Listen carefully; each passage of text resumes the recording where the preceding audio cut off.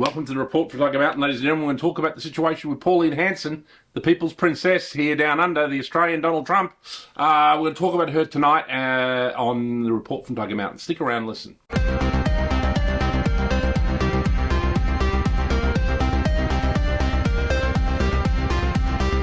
All right, ladies and gentlemen, we're going to talk about the situation with Pauline Hanson. I'm just going to read you a little bit off my phone what's been going on. Pauline Hanson's been under attack by the usual suspects. And, she's been accused of being racist, all this kind of nonsense. So I'm just going to read you a little bit to give you a little bit of background. Pauline Hanson, she breaks down in tears. So they brought her to tears, ladies and gentlemen. That's what these bastards do. Break down in tears after losing court battle over her alleged go back to Pakistan. Get out. Sledge. And reveals her next move. It's not the country I grew up in. Of course, the country we're living in now is not the country I grew up in either. So Pauline's always had her finger on the pulse. She's one of the earliest populist nationalist heroes in our country. Before Trump, before Nigel Farage, before any of them, was Pauline Hanson.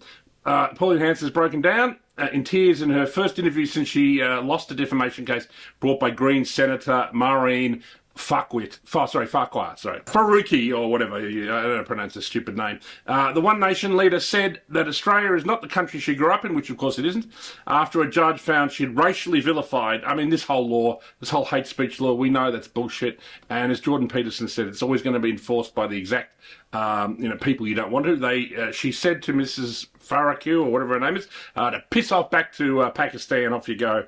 And the federal court ruled on Friday that the tweet was racist, that Senator Hanson must remove it, and she must pay Senator Faruqi's legal fees after she launched the defamation case. The judge declined to make orders proposed by Senator to pay $150,000 to a charity to undertake anti-racism training. Senator Hanson appeared deeply affected by the judge, Angus Stewart, and ruling that her post was unlawful under the Section 18C of the Racial Discrimination Act.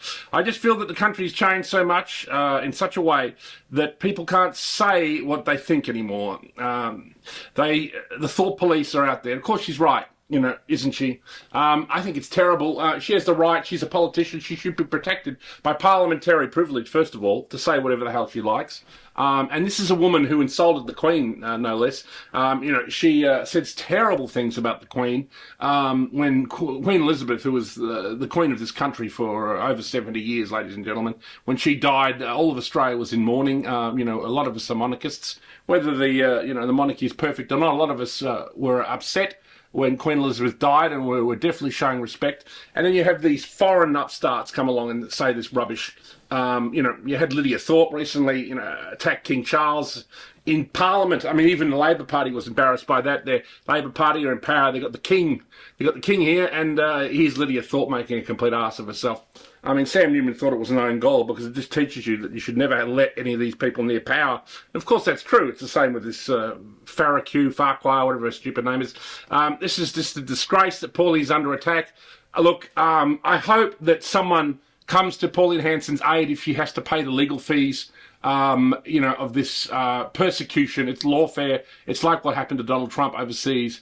It could be $150,000, $200,000. I hope someone like Clive Palmer, I hope some other, Gina Reinhardt possibly, someone like that steps up and backs Pauline Hanson and pays this, because it's just persecution of of a right-wing populist, of a libertarian and a nationalist like Pauline Hanson, who is a great hero of this country. He's one of the greatest politicians in this country. So I think it's a disgrace what is going on, and it's just unbelievable that she's been persecuted in this way, and the judge should be ashamed of himself.